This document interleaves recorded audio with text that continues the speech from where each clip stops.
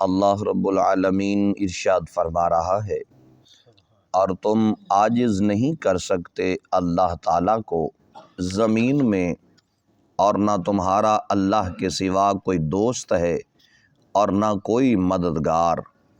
اور اس کی قدرت کی نشانیوں میں سے وہ سمندر میں تیرنے والے جہاز ہیں جو پہاڑوں کی مانند ہیں، اگر وہ چاہے تو ہوا کو ساکن کر دے، پس وہ رکے رہیں سمندر کی پشت پر۔ بے شک اس میں اس کی قدرت کی نشانیاں ہیں، ہر کمال درجہ صبر کرنے والے، شکر کرنے والے کے لیے۔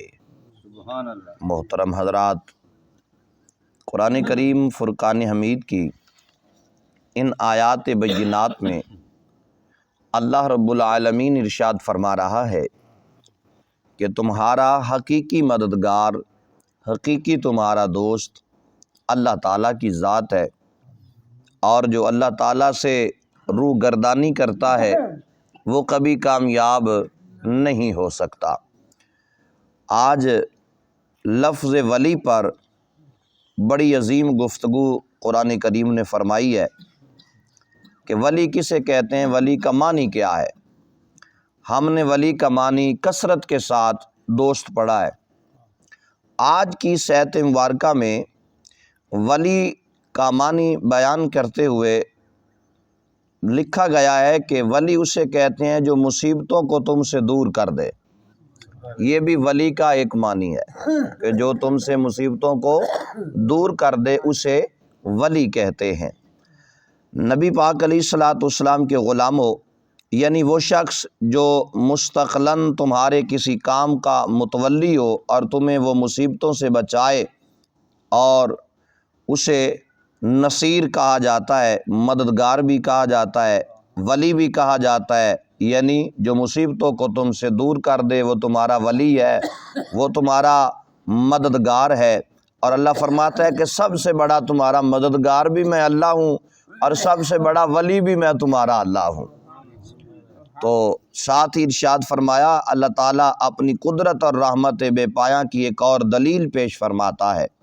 اے اہل مکہ، تم تجارت پیشہ ہو، آئے روز تم بحر و بر میں سفر کرتے رہتے ہو، یہ بتاؤ کہ وہ بادبانی جہاز جو پہاڑوں کی طرح بلند و بالا اور محلوں کی طرح آرام دہ ہوتے ہیں اور وزنی سامان اٹھائے پانی کی سطح پر تیرتے جاتے ہیں، اگر اللہ تعالیٰ ہواؤں کو چلنے سے روک دے تو تم کس طرح ان بھاری بھرکم جہازوں کو گھسیٹ کر منزل مقصود تک پہنچاؤ گے؟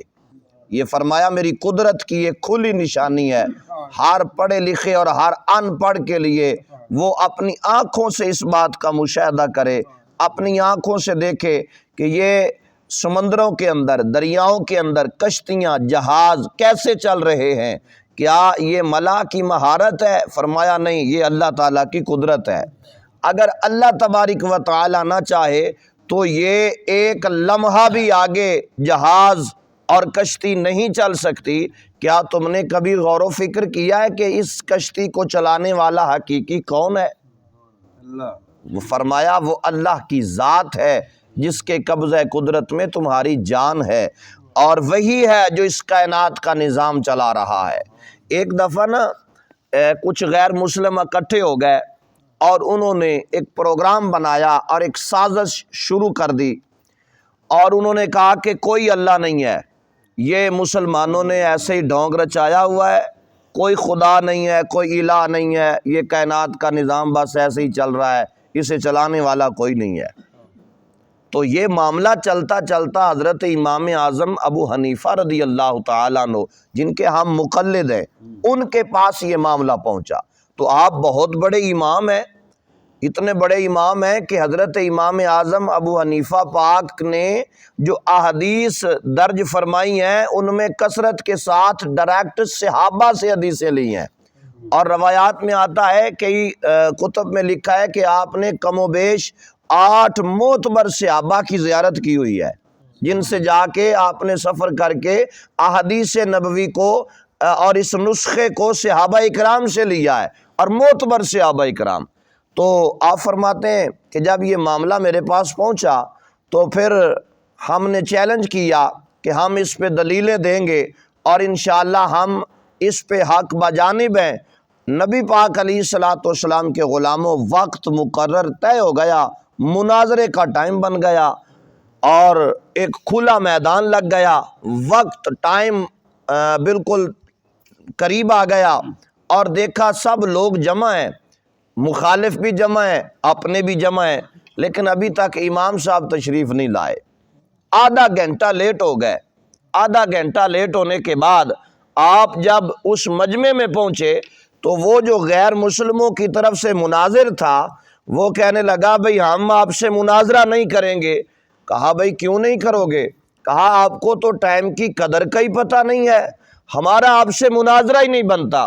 آپ نے نا بڑے دھیمے سے لہجے میں جو لفظ لکھے ہیں نا وہ بڑے کمال کے۔ آپ نے فرمایا بھئی بات سنو، دراصل بات یہ ہے کہ میں دریا کے کنارے چل رہا تھا، وہاں پر میں نے ایک عجیب و غریب منظر دیکھا ہے جس کی وجہ سے میں لیٹ ہو گیا ہوں۔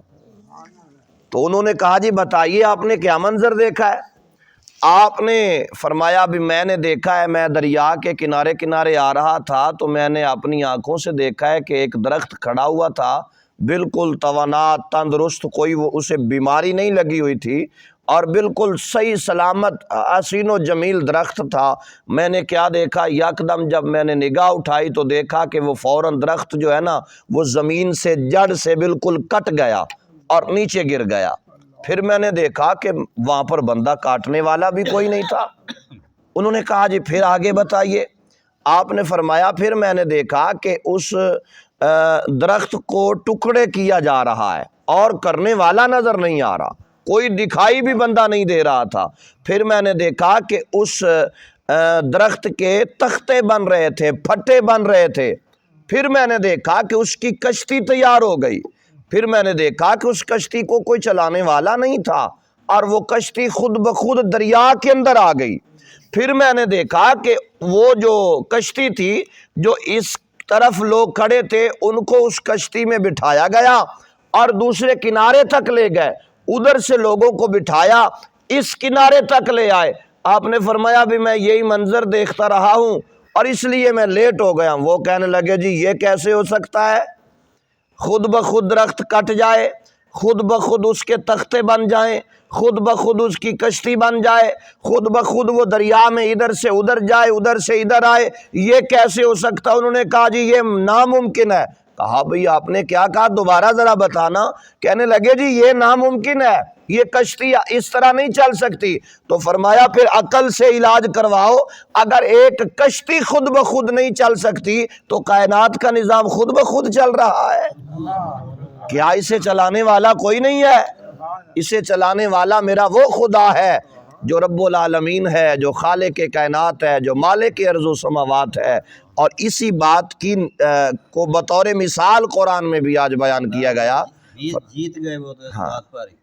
نبی پاک علیہ الصلوۃ والسلام کے غلاموں، تو جب نبی پاک علیہ الصلوۃ والسلام پر یہ قرآن نازل کیا گیا تو آپ سے پہلے کے واقعات بھی اور قیامت تک آنے والے واقعات بھی قرآن میں بیان کر دیے گئے۔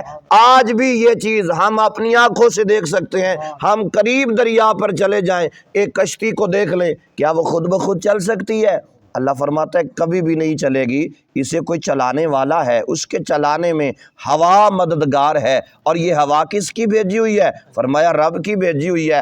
اگر اس ہوا کو روک دیا جائے تو کشتی چلانے والوں سے پوچھ لو کہ پھر کتنی مشکل بنتی ہے۔ جب ایک کشتی بندہ خود نہیں چلا سکتا تو پھر یہاں پر تو جہاز کا کہا گیا ہے کہ یہ اتنا بڑا جہاز جو پانی کی سطح کے اوپر کھڑا ہے اور نیچے نہیں ہو رہا، یہ فرمایا کس کے کہنے پہ کھڑا ہے؟